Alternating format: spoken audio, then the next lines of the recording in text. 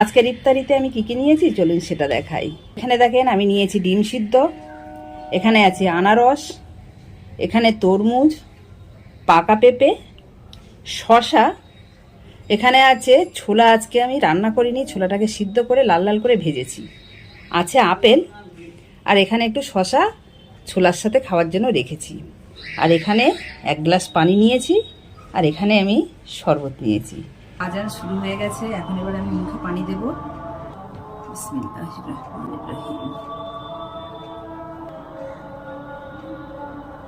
এই যে ডিম সিদ্ধটা খাবো।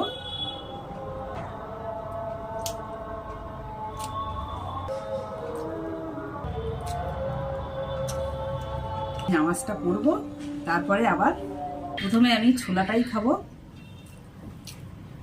খেয়ে নিয়েছি, যে কলা খাবো।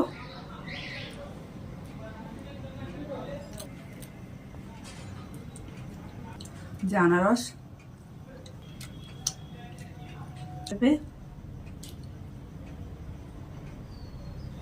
বন্ধুরা আমি এখন এটা আস্তে আস্তে খাই, ঠিক আছে।